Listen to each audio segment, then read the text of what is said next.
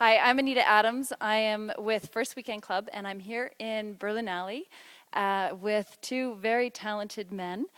We've got Robert Lepage and Pedro Pires. And these two fine gentlemen have made the film Triptych. And I saw this beautiful film just yesterday, and I was really blown away with the beauty of your story. And I wanted to talk to you about what you made. I see a lot of films, and I love film, and a lot of films I find you have a great story, and I think that's where you have to start, obviously, with a great story. But you guys created something so much more than just a great story. There's a real richness, a depth. There's so many layers. There's the layers of the cinematography is just stunning. The sound quality is absolutely beautiful. Just the way you take the shot, the dirt on the glass. I just love that. You know, did you see little? Yeah. I like dirt also. I wanted to talk about, where does that begin? How do you build those layers? Where do you start, and how do you take it from there to get that complete picture at the end that just so rich with all of those elements? I don't know who wants to answer that. Robert will start with.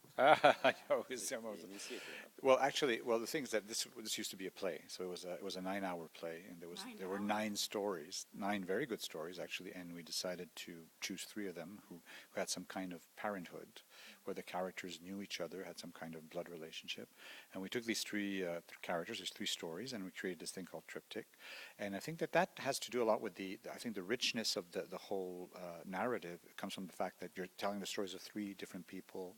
They have their 3 mindsets and their ambiance and all that. So you have to, what you're doing is more than a movie. You're doing you're a braid. You're kind of braiding together 3 stories. So how do you do that? How do you? So and that's where Pedro's talent comes into. You're the weaver? He's the weaver. one of them. Yeah. Yeah. Well, I'm the storyteller. Let's say I'm the guy who invents these stories. I'm more of a dramaturg, and because my first talent or my first forte is theater. So I'm much more of a theater person. He's much more of a film person. So he's That's a good collaboration. Yeah, I take his material from the play and I transpose it in some cinematic vision or more atmospheric. Yeah. What a dynamic team then! Wow, because it really transcends beautifully on the screen. So you must have a vision, and then you come together and you share that vision. You talk about it. How long does it take to make sure you guys are both on the same page? We work in a relay. I take the script and I work on my way, and then meet Robert again, and then we adjust. So it's a kind of a big Lego that we make part-time over 3 and a big Lego? Is that, okay, you're building. I love it.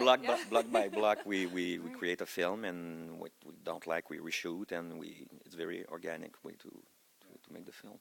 Yeah, and of course, we end up on the film set at the same time, but actors have to follow 2 directors, and we have to find what we're good at so that the actors don't get confused. And so we have to find a complementary way of working.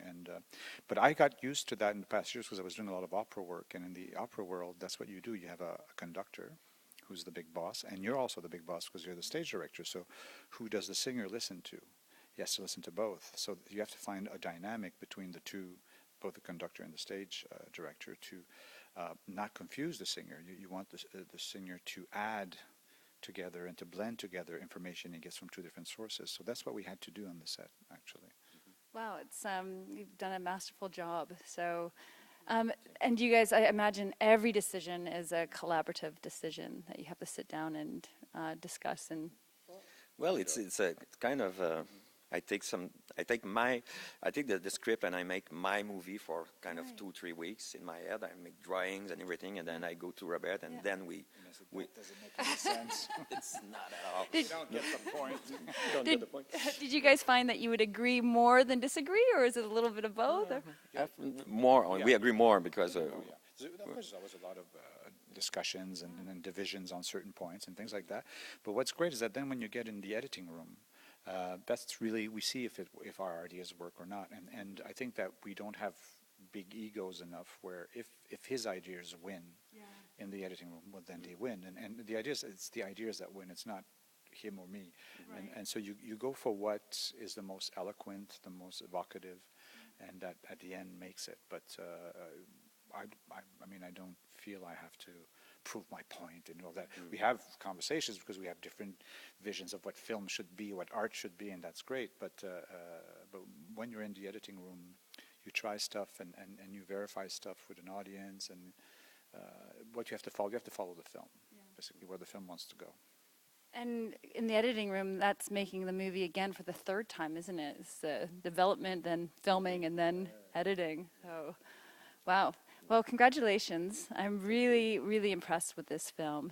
We have a number of emerging filmmakers that are members of First Weekend Club. Any words of advice that you would give to somebody that is or is it a big long list? Yeah. But this film have been done with my own picture camera and my laptop on hotel's room, and so for me it's do everything for starting in. For me, it's do your image, your editing, and everything you can. Like do it all yourself. You mean like do it everything? I've done the image and the editing and with help, but I think it's the best way to develop your vision of doing film. After that, you can say, okay, you can how do you say? You can work with people. Right. And So be clear on your vision first, and then you can direct somebody else. Making it. Find your language. If you do everything, you will find your language. Right. If you are, but for me, it's if you embrace the machine right away, if you start and say, oh, a film, there has to be this, it has to be this guy who's a special of this, and it's this guy that does that, then you're just one of the guys there. And but as he says, he's a man of many trades. He does everything himself and all that. So of course I've learned a lot from him doing this. So he's not just a good storyteller and filmmaker. He's also a good editor. He's a good film effect guy or whatever. And it gives it's a peculiar look. Because it's so that's why any young director that wants to start has to master all the crafts. I think understand exactly what they're about and what role they play, and then after that you could decide that you'll find a better cameraman than you or a better editor than you. But you need to know it. You need to know all aspects of it. You have to know what the craft is about. Great advice. Well, thank you very much. Here again at Berlinale with Robert Lepage. I'm so bad with saying names. And Pedro Pires. Yes. Thank you. Keep an eye on Canada.